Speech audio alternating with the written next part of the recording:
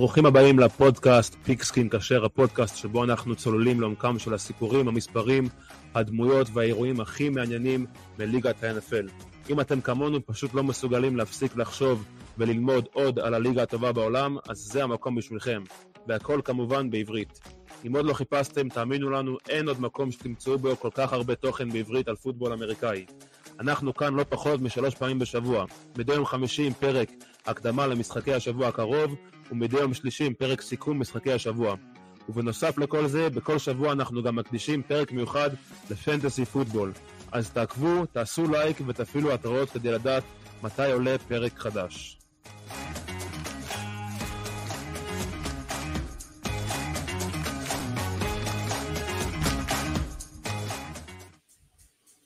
ברוכים הבאים לפרק האחרון של עונת 2023 של פודקאסט של עונת ה-NFL של 2023.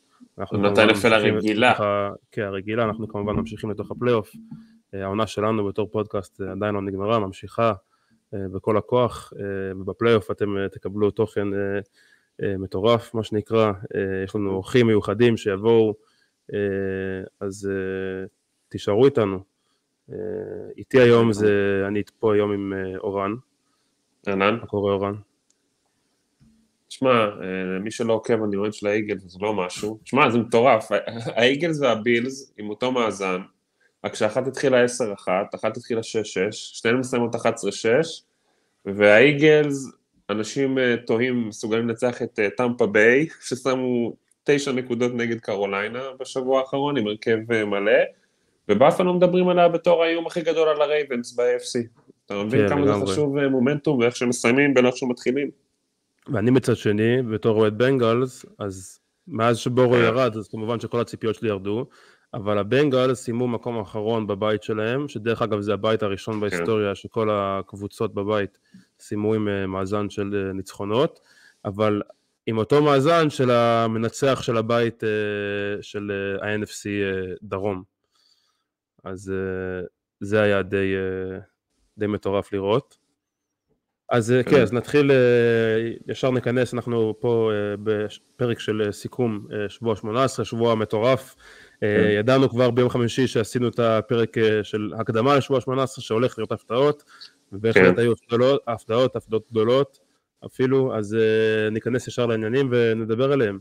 יאללה. אז השבוע שלנו התחיל במוצאי שבת עם הסטילרס נגד הרייבנס, הסטילרס עולים למאזן של 10-7, היו צריכים ניצחון כדי להיכנס לפלייאוף וקצת עזרה, הם קיבלו את זה ועכשיו הם מייצגים את ה-AFC מהמיקום השביעי, הרייבנס כמובן כבר היו המיקום הראשון ב-AFC, אז המשחק הזה נגמר 17-10 לסטילרס, הסטילרס היו קבוצה בסכנה, אנחנו זוכרים שהם הפסידו 2 משחקים מאוד קריטיים, נגד הקולטס ונגד הפטריוטס לפני 3 שבועות כבר, אז זה היה משחק מאוד קריטי, היה משחק קצת מסוכן עבורם, ירד הרבה גשם משרת המשחק, אבל למרות זאת הרייבנס לא פתחו עם המתחילים שלהם, וההבדל הגדול במשחק הזה היה מסירה של מייסון רודולף לדיונטה ג'ונסון של 71 יארד לטאצ'דאון, וזה מה שבאמת הפריד אותם לניצחון.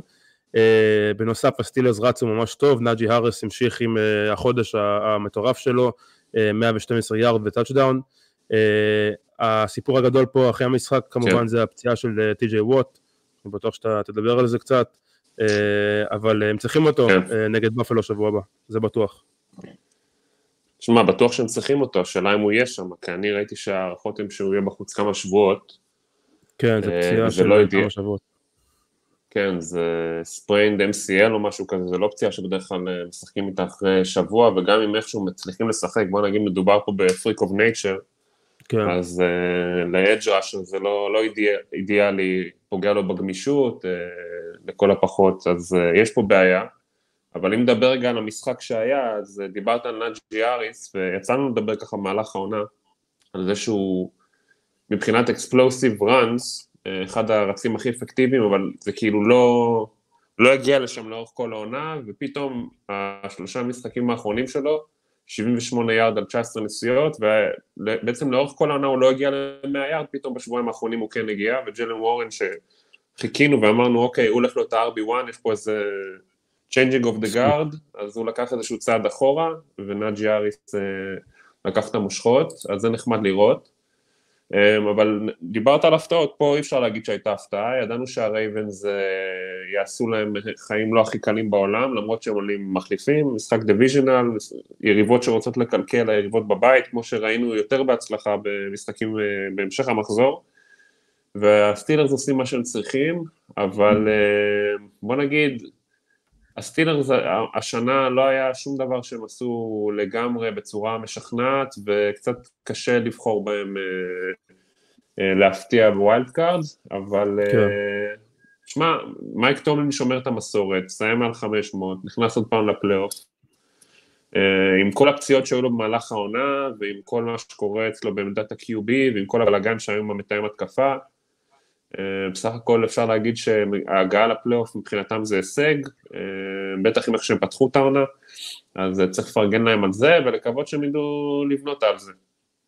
כן, לגמרי, באמת עונה, שפו לסטילרס על העונה הזאת, כאילו יצרו משהו משום דבר, היה באמת עונה, זה היה נראה כאילו זה עונה חלשה, כאילו עונה עם מאזן הפסדי, הראשון של טומלין, והיה גם דיבורים אפילו על אולי זה הסוף של טומלין בפיטסבורג, והוא באמת עשה שם מהפך בשבועיים האחרונות, והצליח להיכנס לפלייאוף, וזה כל מה שהם יכלו לבקש כרגע. כן, תשמע, בלי טי.ג'יי ווט, אבל נדבר על זה עוד, אבל סיים את העונה, הוא היה הבחירה של תחילת השנה לשחקן ההגנה של השנה, סיים את העונה מקום ראשון בסקים 19, שזה עוד עונה, לא יכול להגיד חלשה בשבילו, אבל פחות מהשיא, אבל אני מרגיש טוב עם הבחירה הזאת, אני חושב שזה או מיילס גרט, אנחנו נעשה איזשהו פרק על בחירות השנה בהמשך, אבל נתן עונה מדהימה.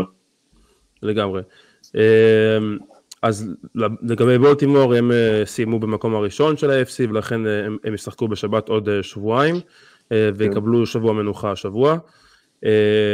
משחק הבא של השבוע היה בשבת בלילה, טקסנס נגד הקולטס, שתי הקבוצות האלה היו צריכים ניצחון כדי להיכנס לפלייאוף, יוסטון ניצחו 23-19, עולים למאזן של 10-7, ידענו שהם הבטיחו לעצמם מקום בפלייאוף, אבל עם ההפסד של הג'גוארס, הם גם ניצחו את האליפות של ה-AFC, דרום.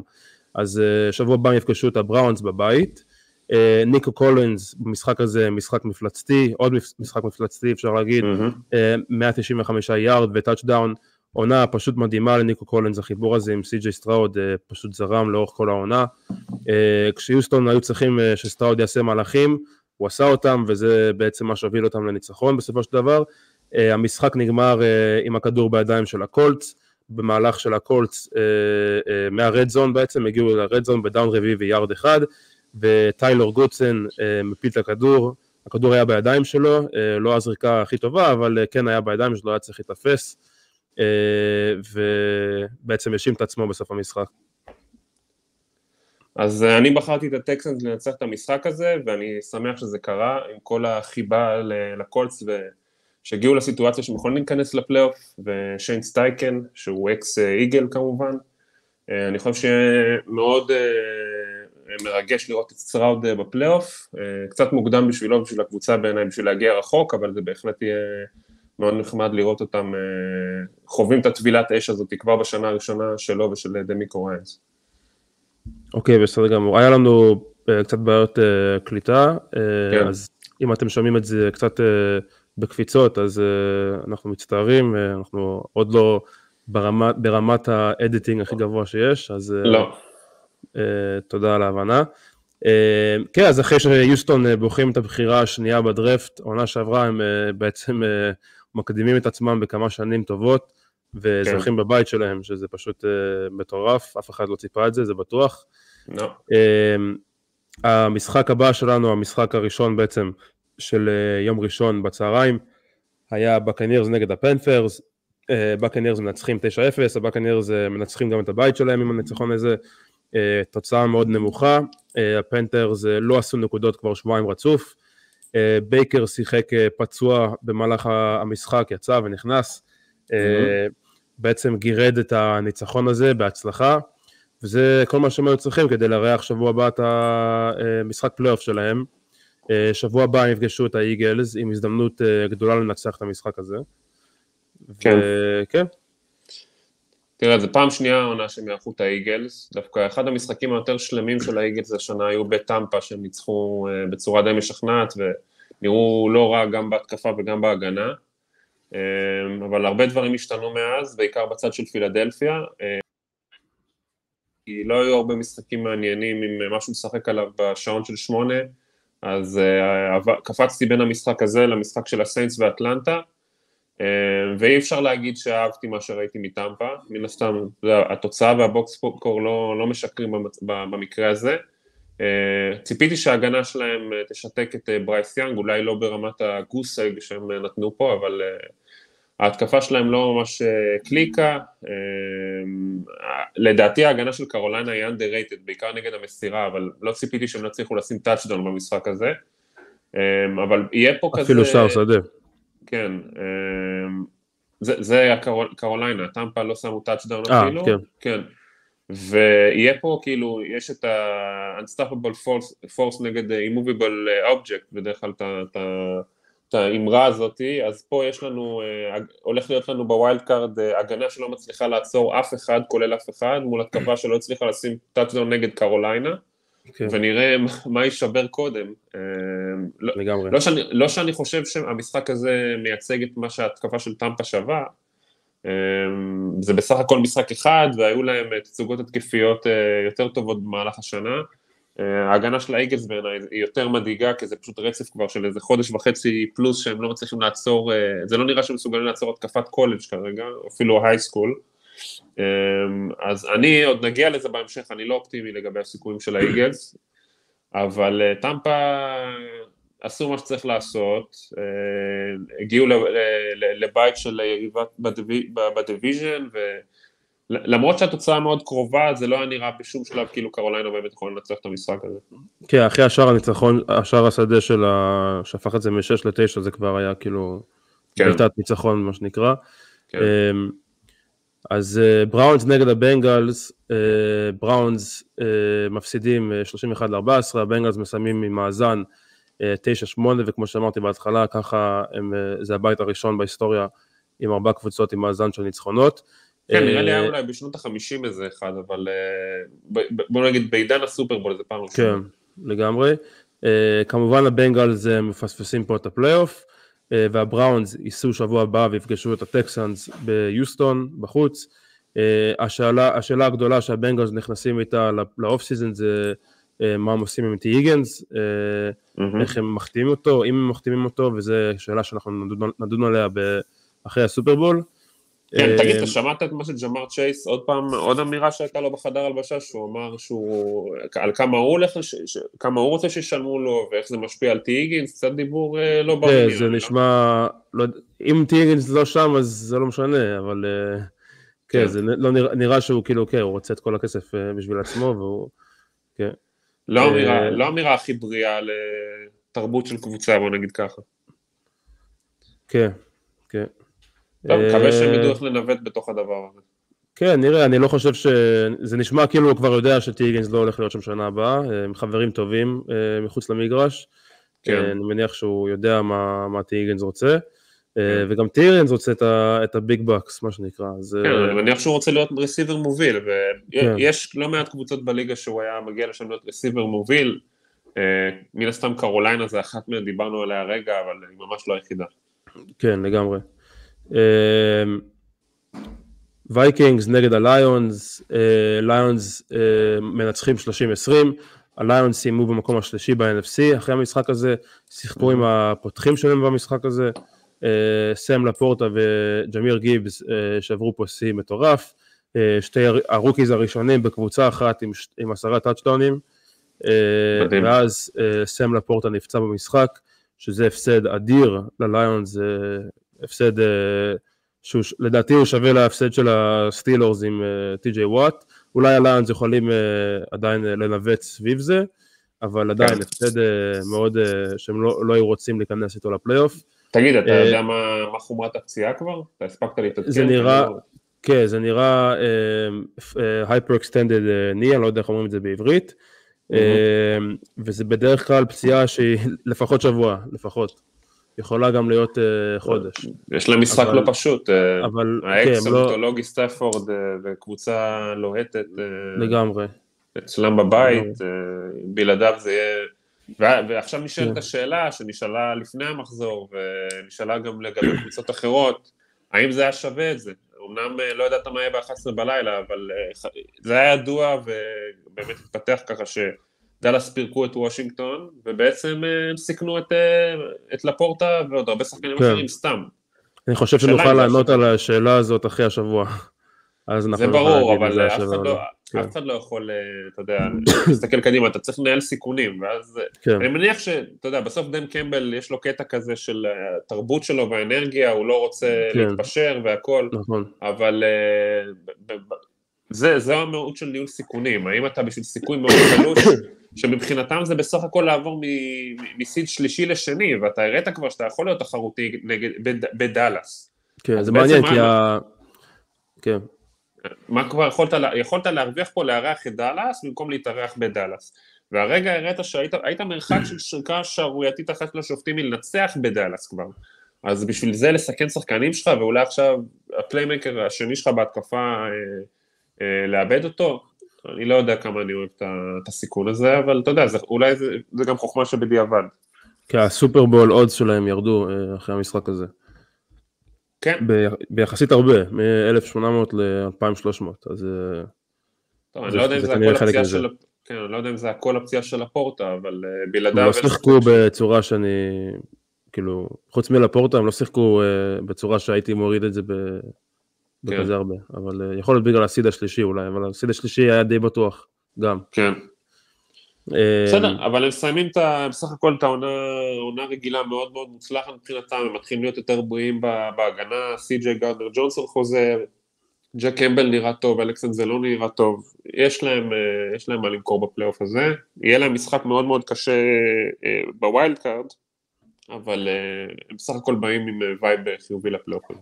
אני מאוד אופטימי לגבי הליונס, אנחנו כמובן פה איתכם ביום רביעי או חמישי, עם פרק תחזיות פלייאוף וגם סיקור של הקדמה של שבוע ווילד קארד, סופר ווילד קארד וויקנד מה שנקרא, סופר ווילד קארד, כן. אז אל תשכחו להצטרף אלינו ביום חמישי לפרק הזה, תחזיות פלייאוף, אני כבר אומר שאני מאוד אופטימי לגבי הליונס, קצת ספוילר, אז ג'טס נגד הפטריוטס, ג'טס מנצחים והורסים לביל בלצ'ק את המשחק, אולי האחרון שלו בתור מאמן פטריוטס. בשלג הקוצץ. בשלג, זה היה הדבר הכי מרגש במשחק הזה, הג'טס מנצחים 17-3, ומסיימים עם מאזן 7-10, והפטריוטס נופלים למאזן 4-13, וזה נותן להם את הבחירה השלישי בדרפט, וכמובן השאלה הגדולה פה עכשיו זה האם ביל בלצ'ק יהיה שם כדי לעשות את הבחירה הזאת. לגמרי, אני חושב שהוא לא יהיה שם, אני חושב שהדבר הזה צריך לפרק אותו, אין לי את הנתון המדויק, אבל משחקים בלי טום בריידי הוא לא מאמן מנצח אפילו, ודיברנו על זה קצת לפני תחילת העונה, אתה מסתכל על זה עכשיו, בוא נגיד, הבן אדם הרבה שנים בליגה, והמוטיבציה העיקרית לו זה עכשיו לנסות לעקוף את דון שולה בשיא הניצחונות למאמן, מעבר לזה הוא השיג הכל, ואני חושב שהשיטת בניית סגל שלו והשיטת אימון שלו היא מאוד מיושנת ולא מתאימה לליגה, אז לדעתי זו פרידה שהיא צריכה לקרות כבר משני הצדדים, אז כן, זאת השאלה המעניינת. לגבי המשחק עצמו, כמו שאמרת, לא היה הרבה מה לראות חוץ מהשלג, אני אהבתי לראות את בריס הול, ששלושה משחקים אחרונים, מהזווית של הפנטזי ובכלל, היו מדהימים, יש מצב שבריס הול זה בחירה טופ 5 בפנטזי לשנה הבאה, כן. כשהוא לבד, או כמעט לבד בבקפילד, אין לו אחרי דלווין קוק שנחתך ועבר לרייבנס, הוא פשוט מפלצת, הוא כאילו ממש המשיך את מה שהוא עשה בתחילת עונת הרוקי שלו, עד שהוא נפצע, והתאוששות מאוד מרשימה שלו מהפציעה, ויהיה מעניין לראות איך הוא ייראה, בתקווה בהתקפה שתהיה הרבה יותר פונקשיונל בשנה הבאה בג'טס, כנראה מרון רוג'רס. כן, פלקונס נגד הסיינטס, המנצח של המשחק הזה היה לו הזדמנות לנצח את הבית, הסיינטס ניצחו 48-17 וקיוו שהבאקס הפסידו את המשחק שלהם, זה לא קרה ולכן הסיינטס מחוץ לפלייאוף מסיימים את העונה שלהם 9-8 והפלקונס עם מאזן 7-10 ויבחרו 8 בדרפט, בעונה השלישית ברציפות, אבל בעונה הבאה זה יהיה ללא ארתור סמית, שזה בשבילי סיבה לחגוג, אני שונא אותו, לא אהבתי אותו בכלל, לא, כמו שאמרתי, 2 עונות ברציפות הוא בוחר 8, ולא עושה עם זה כלום ושום דבר. השאלה הם יבחרו גם השנה רנינג בק, ואז הם לא ייתנו לו לגעת, ואז אולי ביז'ון בתור RB2 בדפט צ'ארט, אולי סוף סוף הוא יוכל לגעת בכדור, בטאצ'ים החשובים. תשמע, זה היה, לא מצליח להבין את כל הניהול של הסגל השנה, פתאום דזמונד רידר כן פתח את המשחק הזה, תשמע, אני באמת לא יודע מה להגיד לך. דרך אגב, ארתור סמית היה כזה גרוע שפיתרו אותו אפילו לפני שהגיעו לבלק מנדיי, פיתרו אותו בראשון בלילה כבר. שעון שלנו זה טכנית, זה היה כן, לדעתי, אבל ארצות הברית לא, וזה היה מה שנקרא long overdue. הסיינטס אולי יש להם כמה סיבות לאופטימיות, דרק קאר נראה קצת יותר טוב, נראה טוב גם במשחק הזה, ובכלל ב4 טאצ'דאונים, ב-22 מתוך 28 מסירות מסירה, התחיל לראות טיפה יותר טוב, אולי הסיפור הכי מעניין של המשחק הזה, זה הניל דאון שהפך להיות טאצ'דאון של ג'מאל וויליאמס, וסמית רץ אחרי זה לדני סלן ושואל אותו what the fuck, אחרי זה היה רעיון נחמד של ג'יימיס ווינסטון במסיבת עיתונאים, שהוא סיפר שהקבוצה החליטה כקבוצה לא לעשות ניל דאון, כי ג'מאל וויליאמס היה ממש צריך את הטאצ'דאון הזה, ופשוט עשו את זה בניגוד למה שדני סלן אמר. מי שיש לו טוויטר או whatever, שיחפשו את הרעיון הזה, זה רעיון מאוד נחמד, איך שג'יימיס מסביר את זה, ואיך הוא ככה קצת בקסח פסיב אגרסיב עם העיתונאי שהתקיל אותו על זה. אני לא אוהב את הקטע הזה שהקבוצות מתבחיינות כאילו על האקסטרה טאצ'דאון הזה, כאילו יש לך, באופן כללי, יש לך בעיה, כן זה לא ספורטיבי אבל כאילו, יש לך בעיה אז תעצור אותם, כאילו אם אתה לא יכול לעצור אותם אז בעיה שלך. משהו דיבר ג'יימיס, ומעבר לזה שאנשים ילכו וישמעו את זה בהמלצתי, זה שהוא אמר שטיירן מתיו היה צריך לעשות פיק 6, הוא התחיל לרקוד שם, להתלהב יותר מדי בדרך לאנזר, ואיכשהו עצרו אותו לאחד, אז הוא אמר גם ככה היינו אמורים לתת את העוד נקודה הזאת, את העוד טאצ'דאון הזה, אז מה זה באמת to run up the score? לא באמת. אז זה כאילו, היה כביכול לא ספורטיבי מצד הסיינטס, גם בגלל שאתה running up the score, של משחק שהוא חסר חשיבות, ואתה יכול לעשות ניל דאון, וגם בעצם הם עשו פייק ניל דאון, הם היו כבר בפורמיישן לעשות ניל דאון, ואז ג'מאל וויליאמס רצה להיות טאצ'דאון. אז זה כאילו קטע של תרבות ספורטיבית. כן, זה בתרבות של הליגה לא עושים את הדברים האלה, וזה בעיניי, כמו שאמרת, זה סתם התבחיינות, וזה לא באמת מעניין ומשנה. אז הייתם מפסידים 41-17 ולא 48-17, משחק שעל החיים שלכם של הפלייאוף. התבזיתם, נקודה, כאילו, אין מה להגיד. הפלקונס לא מתבזים יותר בגלל שזה 41 ולא 48 במשחק הזה. כן, כנראה היה לו הרבה רגשות לארתור סמית, ויודע שזה הסוף שלו שם. כן. טוב, משחק מאוד מאכזב, ג'אגוארס נגד הטייטנס, מה שאמרתי זה סיום עונה שובר לב של הג'אגוארס, הם היו במהלך העונה, הם היו 8-3 במאזן שלהם, והם סיימו 9-8, ניצחון אחד ב6 משחקים, פשוט לא מה שהם ציפו, הג'אגס העונה היו אמורים להיות, לקחת צעד קדימה העונה, הם היו אמורים להיות קבוצת טופ 3, טופ 4 ב-AFC, זה פשוט החמצה גדולה העונה, דריק הנרי, ניתן לו שאוט-אוט, כי זה היה המשחק האחרון שלו בתור טייטן, הוא לקח את המיקרופון גם בסוף המשחק, ודיבר עם האוהדים, שזה דבר כאילו שמאוד מעיד על זה, שזה כנראה המשחק האחרון שלו, שחקנים לא עושים את זה בדרך כלל, הוא סיים עם 153 יארד, וטאצ'דאון, האמת שהוא היה נראה טוב העונה, לא הייתי אומר מטורף, אבל הוא היה נראה מאוד מאוד סולידי, מהרנינג בקס הטובים בליגה, בהחלט כאילו זה נראה שיש לו עדיין גלגלים. כן, תשמע, המספרים שלו לא היו כמו שנים קודמות, כי גם בטלסי הבינו שזה שנת מעבר שהולכים להיפרד ממנו, והם התחילו להבין די מוקדם שזאת לא השנה שלהם, אז כבר התחילו להכין את תיאג'י ספירס, שם 2 טאצ'דאונים במשחק הזה, להיות היורש או הבא, אני יודע שאתה לא כל כך אוהב את זה, את הראנינג בקים האלה שעוברים מלהיות 2 להיות 1, אבל... לא, אם זה עונה אחת אז זה משהו אחר, אם זה וזה גם אחרי דרק הנרי, כן, אז זה גם אחרי דרק הנרי, אז הוא יראה שיש לו שם פוטנציאל, ויהיה אוף סיזן מעניין מהצד של טנסי, לראות מה הם עושים בעמדת הקיובים, הם מתחייבים לוויל לויס, מה הם עושים בסקיל פוזישנס, מהצד של ג'קסונוויל, ועוד משהו צריך להגיד, סחטן לטנסי שהם נתנו פה את הכל, למרות שהם בעצם לא שיחקו על כלום, ולהפך רק פגעו בפרנצ'ייז שהם פגעו לעצמם בבחירת דראפט. מהצד של ג'קסונוויל אני חותם על כל מה שאמרת, ובעצם כל מה שאמרת לגבי איך שהעונה שלהם התחילה, ומה היו הציפיות, ולהיות טופ 3-4, אותו דבר היה אפשר להגיד על טרוור לורנס, וכמו שזה התרסק לג'קסונוויל, ככה זה התרסק לטרוור לורנס, זאת הייתה צריכה להיות השנה שהוא עושה קפיצת מדרגה, והייתה צריכה להיות השנה, ודיברנו על זה מהפרקים הראשונים, זו הייתה צריכה להיות השנה שהוא נכנס לטיר של מהומס ובורו וג'וש אלן וכל אלה, והוא פשוט כשל בצורה מוחלטת, וכמה שהם נתנו פיניש חזק לעונה שעברה, ככה הם התרסקו על הפנים בעונה הזאת. בדיוק הפוך מהעונה הקודמת. בדיוק הפוך, נכון, בדיוק הפוך מהעונה הקודמת, ופשוט קריסה לפנתיאון ומאוד מאכזב, ואני יכול להשוות את זה רק לקריסה של האיגלס, רק שהאיגלס פתחו קצת יותר טוב, אז הם הצליחו להציל את עצמם מעצמם, ג'קסונוויל, ההידרדרות התחילה קצת קודם, והם לא, ובסוף הם יצאו ממש עם ידיים ריקות, אז גם פה יהיה אוף סיזן מעניין מהצד של ג'קסונוויל, לראות מה הם עושים עם טרוור לורנס, לא שאני חושב שהם יחתכו אותו או משהו, אבל איך הם מתנהלים, סביב, לבנות סביבות הקבוצה ובבנייה של הסגל, איך הם מנסים לפענח את הבעיות שהיו איתו השנה, מה יהיה עם דאג פיטרסון. גם מה הוא עושה ברמה אישית, אין לו הרבה פלוז במשחק של העונה.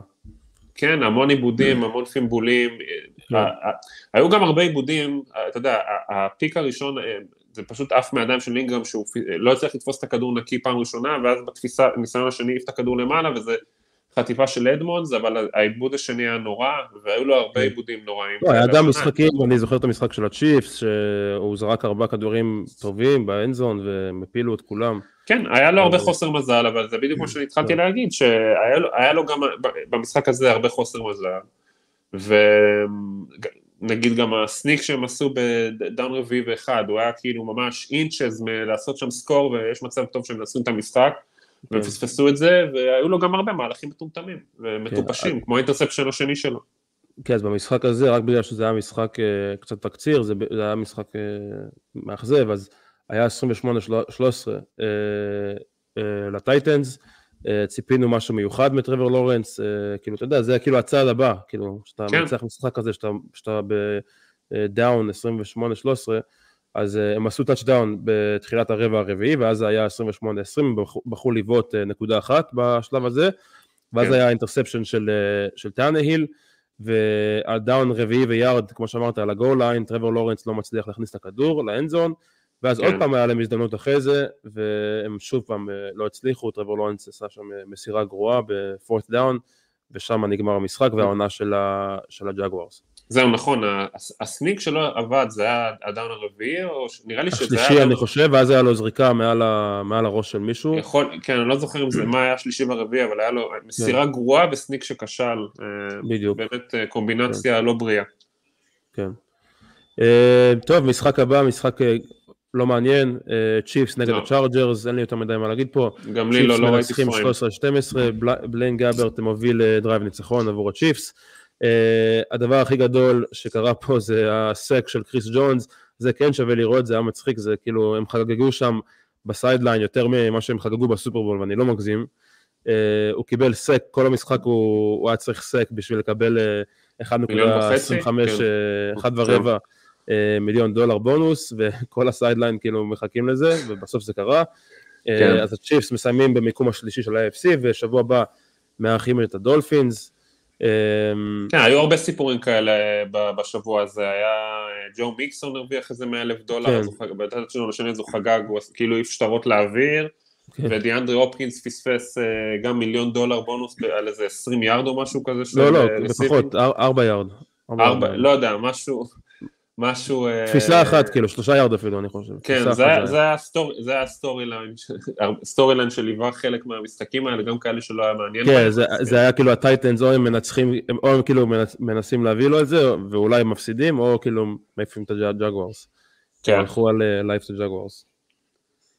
כן, בחירה מעניינת. אני הפסדתי הרבה כסף בגלל זה, להגיד את האמת. וואלה, טוב. לא הפסדתי פוטנציאל להרוויח הרבה כסף. כן. בחרתי כמה קבוצות.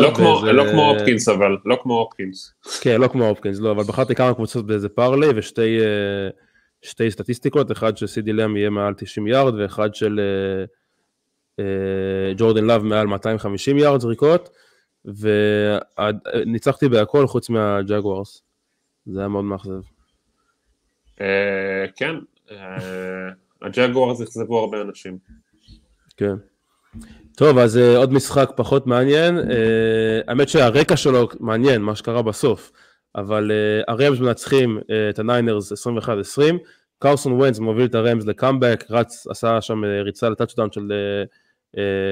של 12 יארד, ואז הם הולכים על 2 נקודות ומצליחים, תפיסה של טוטו אטוול, אבל למה אמרתי הרקע? כי אם כל זה לא היה קורה, אז הם לא היו משחקים את דיטרויט שבוע הבא. כאילו, כל החזרה של סטפורד לדיטרויט קורה בגלל הניצחון הזה, שמסיימים מקום שישי ומשחקים מול המקום השלישי, שזה הליונס. כן, ועוד משהו, זה השיא בין ה-40 שנה או משהו כזה של תפיסות לרוקי, שפוקה נקוע שבר, 105 תפיסות אני חושב בעונה הזאת, והיה שוט כזה של שון מקווי, איכשהו תופס, אומר יאללה, תעיפו אותו משם, הוא לא יצליח אותה למגרש, אם לא הצ'אנס לשיא הזה. אני לא יודע מה אני חושב על כל הדברים האלה, שאנשים כאילו רודפים אחרי המספרים בצורה נורא לא אורגנית, אותי זה קצת מרגיז, למען האמת, היה עוד קטע כזה מוקדם יותר, השנה עם מקאפרי והניינרס, אני לא זוכר, נראה לי זה היה נגד ג'קסונוויל או משהו, שהיה משחק כבר גמור, והשאירו אותו למגרש, ופשוט 4 דאונים מהשתיים או משהו כזה, הלכו אליו בכל דרך אפשרית, כדי שהוא ישמור את הרצף לטאצ'דאונים, ולא הצליחו.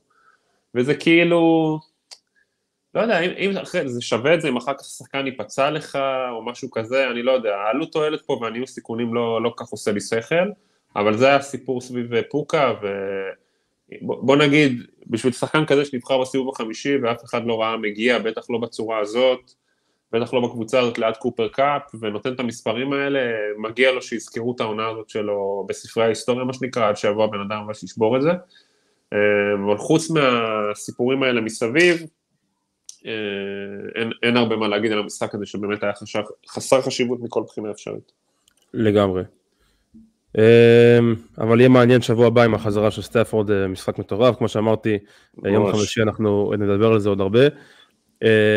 קאובויז נגד הקומנדרס, הקאובויז נועלים פה עם הניצחון הזה את המקום השני ב-NFC, ויערכו שבוע הבא את הפקרס. הקומנדרס מפטרים את רון ריברה היום, הוא כן הגיע לבלק מנדי, היה משחק צמוד להרבה זמן, אבל אחרי אינטרספשן, היה שם איזה אינטרספשן של סאם האוול, שממש כאילו פתח את הדלת לגמרי בשביל הקאובויז, הם פשוט כיסחו אותם אחרי זה. כן.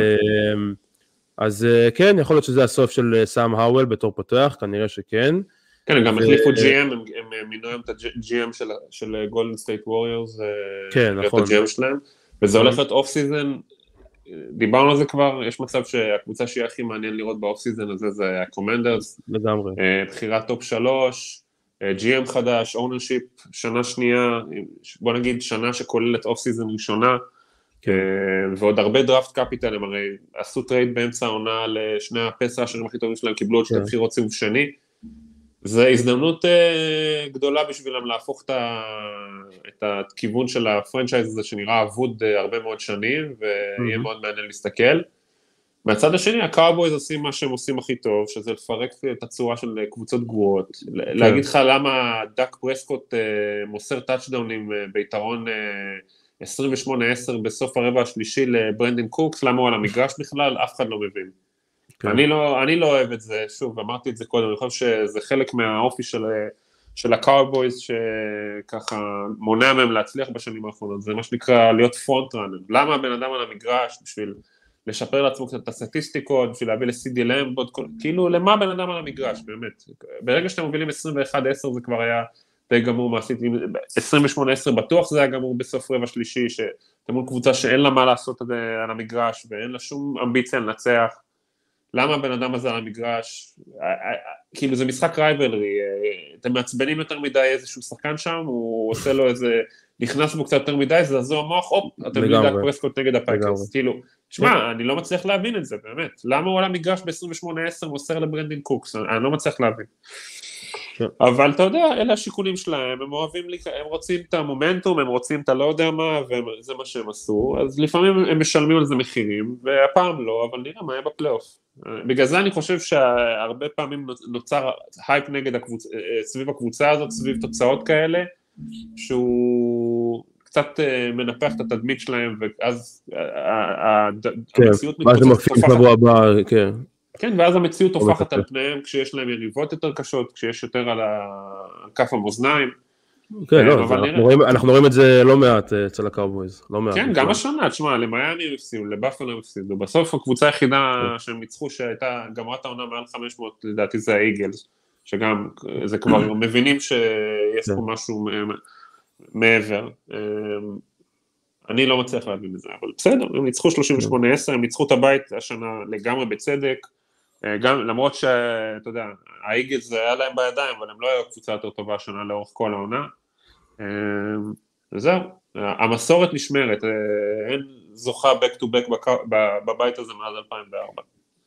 כן, אז שתי קבוצות שבאמת לא היה מעניין מה יקרה איתם, לעומת הקאובויז, הברונקוס נגד הריידרס מנצחים 27-14, שתי הקבוצות האלה מסיימים עם מאזן של 8-9, לא יותר מדי מהמשחק הזה, חוץ מזה שאיידן מקונל היה נראה טוב, אני חושב שמגיע לו להיות לפחות בקאפ סולידי, יציב, ואולי אפילו פותח שנה הבאה בקבוצה מסוימת. הנה שאלה מעניינת, כי אין משהו באמת מעניין להגיד על המשחק הזה.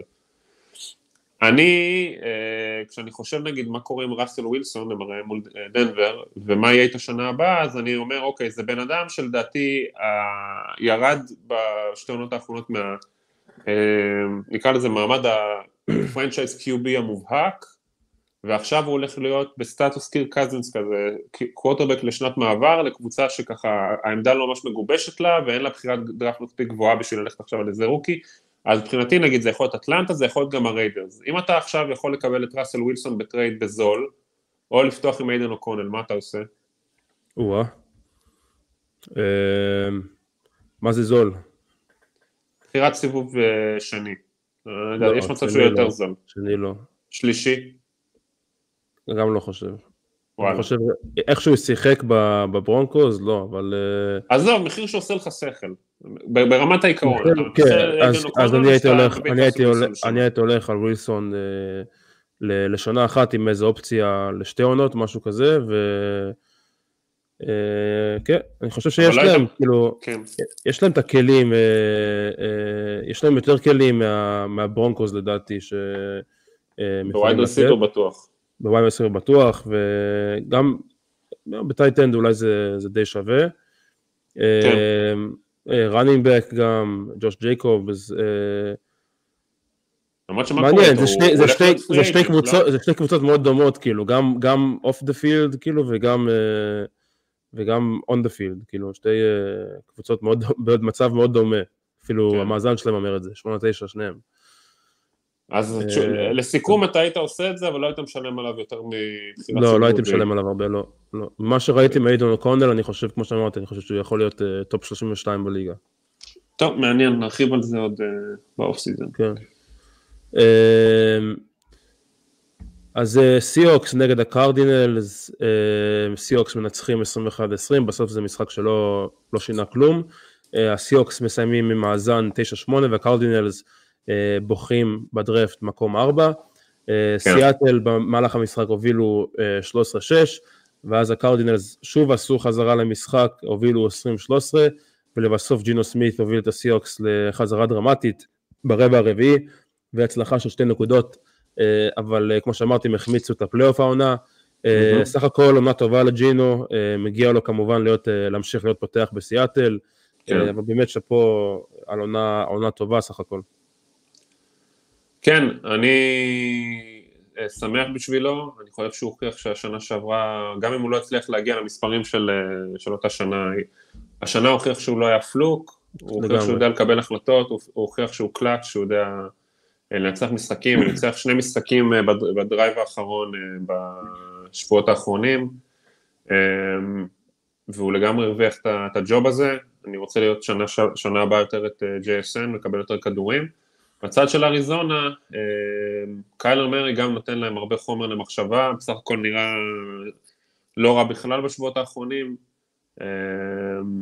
מן הסתם חסרים להם, אין להם שם רסיבר נאמבר 1 אמיתי בקבוצה. מייקל ווילסון היה ממש up and down, היו לו משחקים כמו המשחק הזה, וכמו המשחק נגד דאלאס, שהוא הראה ממש ניצוצות, אבל אני לא חושב שיש להם שם wide receiver נאמבר 1 מובהק, אפילו שהוליווד בראון על המגרש, אז יש להם שם הרבה דברים לפתור.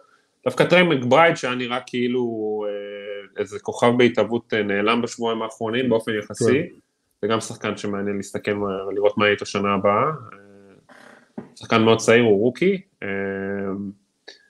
זהו, עוד 2 קבוצות שהולכות לחוף. כן.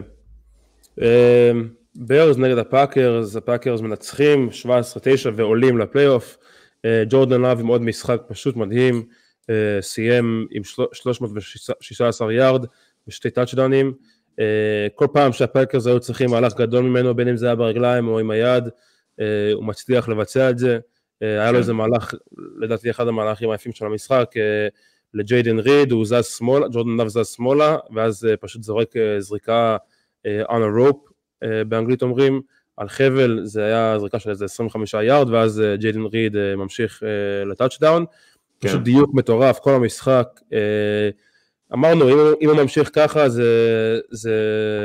הוא פשוט משחק בתור אחד הטובים בליגה כרגע, בעמדה הזאת, ועכשיו המבחן הכי גדול שלו זה שבוע הבא, נגד הקאובויז, נראה מה הוא יוכל לעשות שם. שמע, לא הולך להיות לקאובויז קל בכלל. אירון ג'ונס, סוף סוף, יש לו 2 משחקים ברצף של מעל 100 יארד, אני חושב, אחרי שהוא היה פצוע כל העונה. ג'ורדן לאב משחק את הפוטבול הכי טוב של העונה בזמן הנכון, היו לו הרבה ניצוצות לאורך השנה, והיו לו פתאום משחקים שהוא נעלם, כמו נגד דטרויט, אבל הוא, ככה, בוא נגיד נכנס לפלייאוף ברגל ימין, חד משמעית, 27 מ-32 נגד הגנה של הברס שנראתה מאוד טוב בשבועות האחרונים, פאסר רייטינג של 128, ועם מי, כאילו למי הוא מוסר, תסתכל באמת, ג'יידן ריד, בואו מלטון, דונטביון וויקס, כולם, כאילו אמרנו, רומיו דובס, שמות שאף אחד לא יודע. כן, מי זה השמות האלה? מישהו באמת אוהד פוטבול שהוא לא, מישהו שהוא לא אוהד פאקרס, שהוא עוקב אחרי כל הביט רייטרס שם, מישהו שמע על אחד מהשמות האלה לפני שהעונה התחילה, לא, מי היה השמות שם? רומיו דובס שלא תפס כדור, קריסטיאן ווטסון שכל השנה פצוע, וזה מדהים, תשמע, הוא פשוט עשה את זה בגדול, עם שחקנים שהם כולם שם רוקיז, ושחקני שנה שנייה, ו-no names, והוא פשוט נותן משחק אחרי משחק, ברגעים הכי חשובים, ויהיה לקאובויז, אנחנו ננתח לעומק את המשחק הזה, ואת כל המשחקים בהמשך שבוע, אבל אני מאוד האמנתי בג'ורדן לאב בתחילת העונה, והוא הפתיע אותי לטובה, נראה שהפאקרס שוב הצליחו לשמור על העמדה הזאת, היא מאוד מגובשת לעוד כמה שנים קדימה. ממש. איגלס נגד הג'יינטס, ג'יינטס מנצחים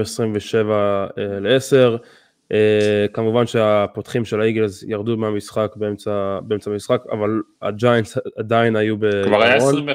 כן, 21-0, משהו כזה. האיגלס נכנסים לפלייאוף במצב פאניקה גבוהה מאוד, לא חושב שיש קבוצה בפלייאוף עם יותר לחץ מאשר האיגלס כרגע, ההגנה לא משחקת טוב בכלל, או יותר נכון לא משחקת נקודה, האיגלס עם מאזן 1-5 ב6 משחקים שסגרו את העונה, ושבוע הבא הם פוגשים את הבאקס בחוץ, וזה משחק שהם בהחלט יכולים ואמורים לנצח גם. לפייבוריטים בנקודה וחצי או 2.5 נקודות, אולי זה נפתח בנקודה וחצי וזה. אני לא מצליח להבין את זה. אני לא חושב שהאיגלס עם ההגנה שלהם כרגע, ואמרתי את זה לפני המשחק הזה, זה לא הגנה שאני סומך עליה מול שום התקפה. אני לא יודע להסביר, אין להם שם כישרון כמו בצד ההתקפי, זה ברור, אבל כשאתה מסתכל על איך הקבוצה משחקת, וראיתי כמה ברייקדאון של כל מיני אצ'ו ודן אורלובסקי כאלה בטוויטר, ואתה מסתכל ואתה לא מבין מה הם עושים, בסנאפ הראשון הם לוקחים את חסן רדיק ומורידים אותו להגן על המסירה, כאילו, אחרי כמה סנאפים אתה רואה אותם עושים את זה עם ג'וס סווייט, ואנשים שם הולכים לאיבוד. חסן רדיק דרופינג אולי מנסים דברים לקראת הפלייאוף. לא יודע מה הם עושים, דרופינג בק עם קאברד, תשמע, אוקיי, אם אתה רוצה, תשמע, אם הם רצו במשחק הזה, אני אמרתי לכם, אני און רקורד, הם לא צריכים לבוא עם הסטארטרים שלהם בכלל, אולי לרבע אחד. עכשיו מה קרה, הם עלו עם הסטארטרים, סידני בראון, הרוקי, גמר את העונה, והוא לא יודע אם הוא יהיה מוכן בכלל לשנה הבאה, אבל הוא נגיד שחקן שגם ככה הם משחק. איי-ג'יי בראון כמעט חווה פציעה מאוד מאוד רצינית על הטרף המקולל במט לייף, הוא נראה לי יהיה בסדר, אבל תחשוב על הסיכון שאתה לוקח שם, שבסוף זה היה ברור מה הולך לקרות בדלס, כאילו בשביל מה אתה משחק, ג'לן הרט שבר את אחת האצבעות שלו כנראה, או שהיה לו שם איזה נקע, יש שם תמונה של מה נהיה מהאצבע שלו, מזעזע. למה הסיכונים האלה? וגם, אוקיי, החלטת לשחק עם הפותחים שלך, אתה בא בלי שום אינטנסיביות, אתה משחק נורא, אתה מפסיד 21-0 ברבע וקצת, ההתקפה שלך נראית חרה, ההגנה שלך נראית עוד יותר גרוע, בגלל כל הדברים האלה שאמרתי, לא מסוגלים לתקל, הסקים לא עושה שום שכל, אתה רואה, התחלתי לספר על הסנאפ הזה של רדיק, אז הוא דרופינג בק עם קאברג', טיירוט טיילור סקרמבלינג לצד ימין, במקום להישאר עם השחקן שאמור לשמור עליו, אז רדיק הוא פסרה שהוא רץ אליו ישר, הוא מפנה את כל האמצע של המגרש 20 יארד, והיה לצד השני אותו דבר עם ג'וס סווייט כמה סנאפים אחרי זה. קיצר, לא יודע מה הם עושים שם, להגיד לך שהם עשו טעות קריטית, שהם שמו את מט פטרישה, שהם עשו שם את השאפל הזה בעמדה של המתאם הגנה, אני לא יודע אם זה ההגנה של האיגלס נראתה זוועה, עוד לפני זה, אפשר להגיד פחות זוועה, יותר זוועה, אין לי מושג, ההגנה כרגע היא הכי גרועה בליגה, וכל סטטיסטיקה אפשרית מגבה את זה. בצד ההתקפי, גם כן, האוהדים של האיגלס לא שקטים לגבי איך שההתקפה נראית, יש טענות ובצדק שהיא פשטנית מדי, שהם לא יודעים לעשות נגד הבליץ, אתה יודע, אתה בא לשחק נגד מרטינדייל של הג'יינטס, אתה יודע שזה ה-defensive coordinator שאוהב להביא בליץ בקצב מאוד גבוה מכל מיני כיוונים, ופשוט אין לך מענה, אתה רואה שאין להם hot route, אין להם אף אחד שרץ איזה סלנט, ופשוט הרץ כל הזמן בורח על נפשו, זורק הצידה, מנסה לברוח, אוכל סק, מאבד 10 יד. הקבוצה פשוט נראית לא מאומנת, נראית בלי ויז'ן, ובעיקר אתה מסתכל עליהם, וחוץ מהברדרלי שב, אין דבר אחד שאני יודע להגיד שהקבוצה הזאת עושה מאוד טוב עכשיו, לא במשחק ריצה, בטח לא בצורה עקבית, לא במשחק מסירה. כמו שרצ'ק אמר, שהם צריכים לעשות את זה בכל מהלך. כרגע זה עדיף על מה שהם עושים, אבל אם אתה שואל אותי קורא דיגל, מה יותר מדאיג אותי? זה בהחלט ההגנה, ששם גם נראה שאין לך, כי בהתקפה יש לך את ג'לן הרץ, והוא מספיק אתלטי, ואני חושב שהוא בן אדם עם אופי, וקלאץ' ג'ין כזה, ויש לך בתקווה, יהיה לך את איי-ג'יי בראון ודוונטה סמית ודאלאס גאדארט, וסוויפט שלא שיחק, גם דוונטה סמית לא שיחק, אז יהיה לך מספיק כישרון, כמו שהם עשו, להיות לפחות במשחק. אבל הם יהיו, אם ההגנה תמשיך להיראות ככה, הם יהיו חייבים לנצח כל משחק 40-35, כאילו, כי ההגנה פשוט לא מסוגלת לעצור אף אחד. וזה לא משמע. כן, ובהתקפה הם יהיו חייבים למצוא פתרונות לבליץ, הם הולכים לשחק נגד טמפה עכשיו, שזאת אחת הקבוצות שעושה בליץ הכי הרבה בליגה, בערך 30% מהסנאפים או משהו כזה, והם יצטרכו למצוא פתרונות. תן למישהו לרוץ סלנט, או לרוץ איזשהו פלט, כדי שהרץ ידע, אוקיי, מחר הולך לבוא לי בליצר לפרצוף, ואף אחד לא חוסם, אני אוכל ללכת אליו. תשמע, אם הם לא הבינו את זה אחרי 18 שבועות, אז אני באמת לא יודע מאיפה לקבל פה אופטימיות, אבל פלייאוף, כמו שכולם אומרים, זה קלישאה, וזה מרגיש ממש לא אמיתי עכשיו, אבל כולם מתחילים 0-0, והכל יכול לקרות, אבל מושכל, אני לא הייתי מאמר כרגע לאיגלס, גם לא בטמפה. כן. בילס נגד הדולפינס, משחק אחרון של השבוע, משחק השבוע, בילס מנצחים 21-14, הבילס התחילו את המשחק בידיעה שהם כבר בפלייאוף. כן, זהו, ההפסד של הג'אגס קצת הוציא את העוקץ משם, אבל עדיין... כן, אבל הם עדיין לא ידעו אם זה או מקום השביעי או השני. המהלך הגדול של המשחק היה של דיונטי הרדי, שהחזיר פאנט ל-96 יארד, והשווה את המשחק ב-14-14, ואז ג'וש איילנד מוביל את הבילס לדרייב עם סיום של דוסן נוקס בטאצ'דאון, ואחרי שהם הובילו 21-14, טועה זורק אינטרספשן ומסיים ככה את המשחק. הבילס היו אמורים לסיים, כאילו אם היינו מדברים לפני העונה, אז דיברנו על זה שהבילס יסיימו מקום שני, בוא נגיד ב-AFC, ואם היית אומר לך שהם יסיימו מקום שני, זה לא היה מפתיע אותך בכלל, לא. ואיך שהם הגיעו לשם פשוט היה הזוי, אף אחד לא ציפה את זה לפני חודש, ובשבוע הבא בפלו יערכו את הסטילרס, מהצד השני הדולפינס נופלים למיקום השישי ב-AFC וייסעו לקנזס סיטי, הולך להיות שם מאוד קר, השאלה הגדולה פה זה האם הדולפינס יכולים לנצח קבוצות טובות בליגה, אם אתם מסתכלים על הניצחונות שלהם זה באמת, אולי הקאובויז זה הקבוצה היחידה שהיא בפלייאוף שהם ניצחו, אני לא בטוח שיש עוד קבוצה שבפלייאוף שהם ניצחו, חוץ מהקאובויז. לא, מצד שני גם הצ'יפס נראים מאוד רע. נכון. הצ'יפס נראים מאוד רע, אבל אולי המשחק הכי טוב שלהם השנה היה בלונדון נגד מיימי, אז עכשיו כמו שאמרת זה יהיה... זה צריכים כן לנסוע לקור שם. כן, הקור הוא משמעותי. זה כנראה הולך להיות הסיפור שאתם יכולים לשמוע כל השבוע. וכן, טועה צריך לענות על השאלה עוד פעם השבוע, אם הוא יכול לנצח קבוצות טובות. אני באמת כל פעם שאני, זה פעם ראשונה שאימרתי נגד טועה והצלחתי, אבל בגדול טועה צריך בעיקר שאני אמר נגדו כדי להצליח לדעתי בסופה של ווילד קארד הזה. יש למיימי בעיות עכשיו גם עם פציעות, בעיות מאוד קשות, כל הפסרה שלהם ואנגינקל עכשיו איבדו גם. זהו, שהוא המחליף של המחליף של המחליף, למרות שהוא היה כזה אפ אנד קאמר, אבל בגדול הפסרה שלהם זה ברדלי צ'אב וג'לן פיליפס, ושניהם גמרו את העונה, אז עכשיו גם המחליף שלהם פצוע, ולא יודע מה קורה עם זאביאן האורד, הוא נכנס יוצא, והמחליף שלו זה אילי אפל, אז אתה יודע, יש פה דרופ אוף רציני, צריך לראות מה יהיה עם מוסטרט, מה יהיה עם ג'לן וודל, כן, מה יהיה עם ג'לן וודל, רק תאריק לבד. אמא של אילי אפל היא תומכת גדולה בפלסטין. כן? איפה ראית את זה? אני עקבתי אחריה בטוויטר, אבל אני כבר לא עוקב, א' היא מפרסמת כל היום דברים. איך אתה מגיע לעקוב אחרי אמא של אילי אפל?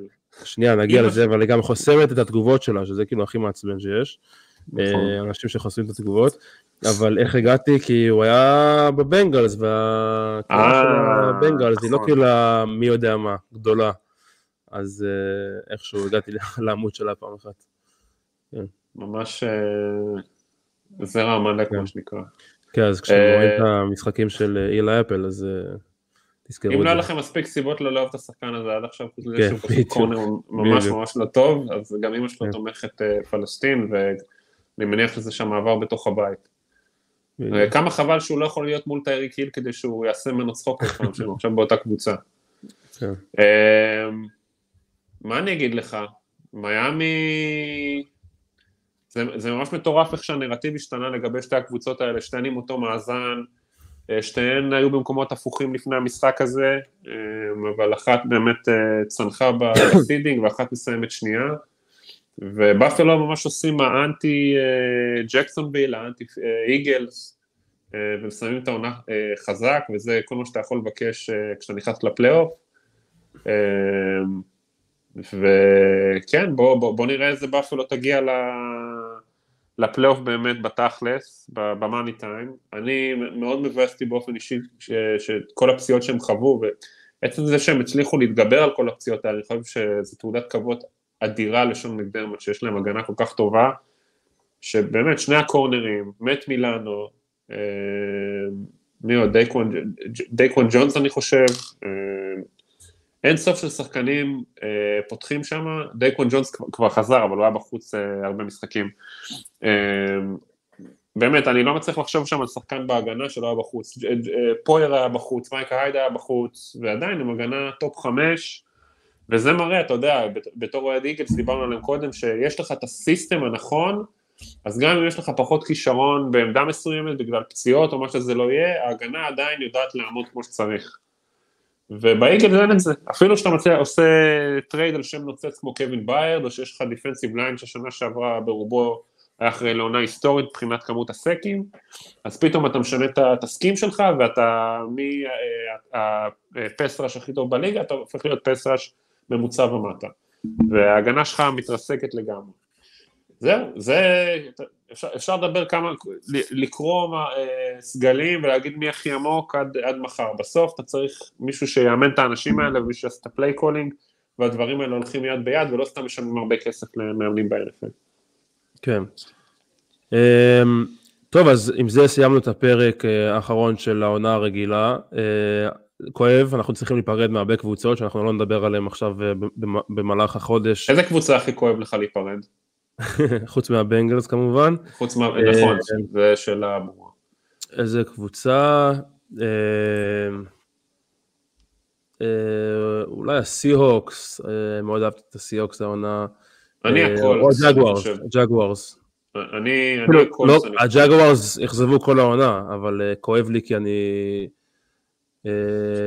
יש לי סימפתיה לג'אגוורס בתור אוהד בנגלס, וחשבתי שזה יהיה עונה טובה בשבילם. כן, אני הקולס, אני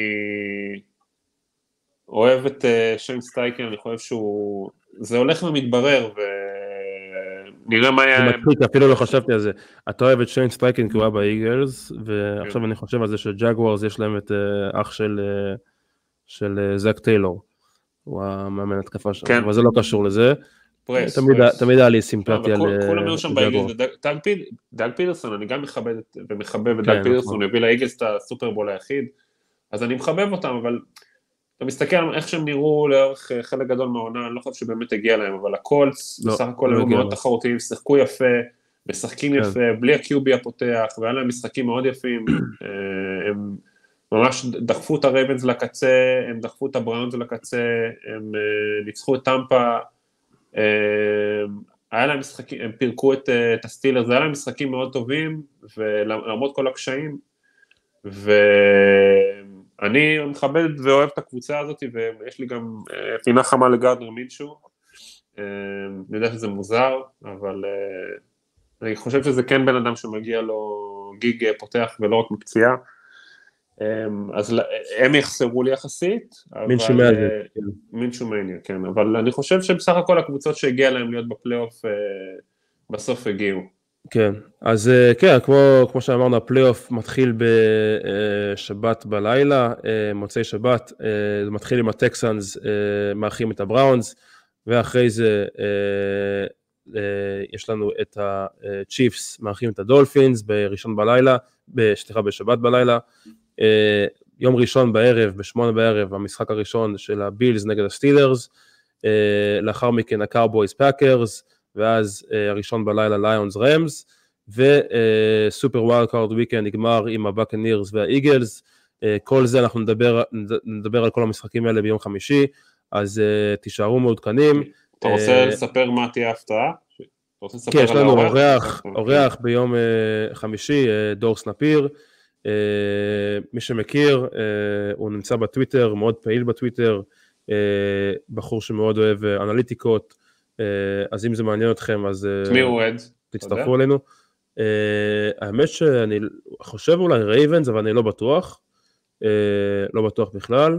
אני משחק איתו פנטזי דיינסטי, הוא לקח את בורו, אז אולי הוא לא אוהד רייבנס, כי זה דיינסטי, הוא צריך להישאר איתו הרבה זמן, אז אולי זה לא רייבנס. נראה לי שזה שולל את הרייבנס. אז אני לא יודע, הוא מאוד ניטרלי בטוויטר, הוא מדבר תכלס, הוא מאוד אוהב נתונים,